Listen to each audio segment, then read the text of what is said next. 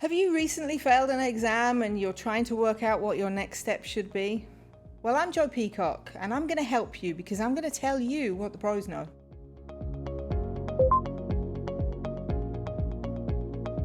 So you failed a test.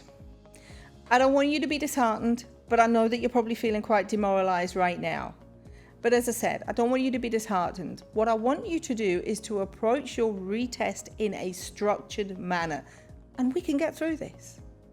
So the first thing that I want you to do is take a break. Take a break for a couple of days and wait until you get the exam breakdown from the examining body.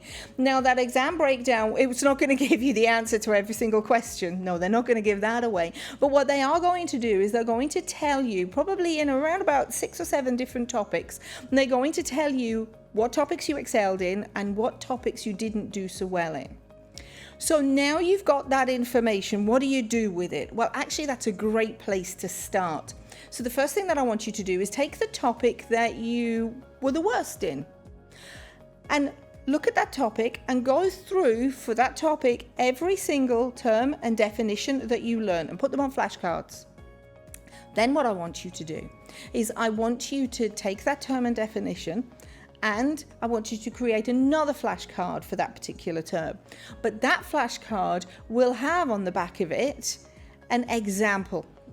And I want you to take that term and give it a real life example, something that means something to you. So something that relates to your organization, something that may relate to your personal life, or something that actually relates to your experience. And if you really can't think of anything, then obviously use the internet. Google is a fantastic wealth of experience out there, but bearing in mind, it's not going to be as memorable if it's something that you've researched rather than it's something that you already know.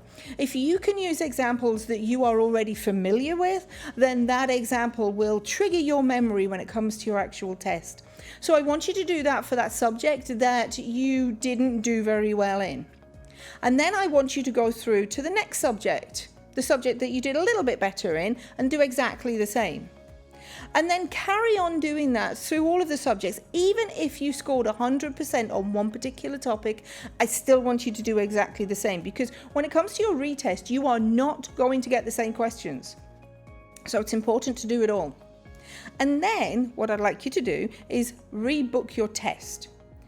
You know when you're good, okay? You know when your mind works best. My mind works best in the morning. I'm a morning person. So if I'm going to book a test, I'm going to book it for 8 o'clock on a morning. You might not be a morning person. You might be the person that actually is really good at taking tests at 10 o'clock at night. Whenever you are most alert, that's the time that you want to book your test for. And if there are no slots available for the particular day that you want, then look for another day. Make sure that you book your test at a time when you are most alert. And now we've got a date in mind that allows you to be a little bit more structured with your study. I want you to be structured and I want you to be committed. It's really important that you study. And study can't be in 10-15-minute chunks because you're not going to remember anything from there. So your study needs to be a dedicated hour or 2 hours every single day. No longer than 2 hours. You'll actually wear yourself out, and you really will. You'll wear yourself out mentally and you won't be able to concentrate. So no more than 2 hours on top of what you're already doing with work. And then when you're studying, start off by spending 2 days just going over the terms and definitions that you were not familiar with, the ones that you didn't do well in at all.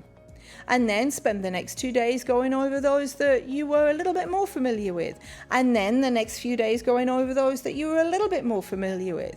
And once you've got to the point where you've done 10 days worth of studying or 12 days worth of studying, then guess what I want you to do? I want you to go back to those that you weren't familiar with. And the remainder of your time should be spent on the 2 to 3 subjects that you weren't very familiar with. But I want you to do the same exercise again. I want you to take a look at the terms and the definitions, but also reiterate that example. And then when it comes to your actual test itself, on the day of your exam, check your tech.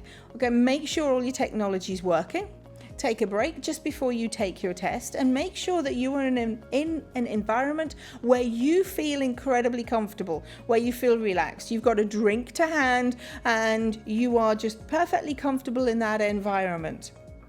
And in the exam itself, use my favorite acronym, RTFQ, okay? Read the full question. Read it once and then read it again before you even read the answers, and make sure that you are able to highlight any key words in that question. And take your time. Don't rush. There is generally plenty of time in any exam for you to be able to cover all of the questions. Oh, and a little bit more of a tip. Make sure that every question has been answered. Even if you're not sure of the answer, put something in there. You won't get any marks if you miss a question out.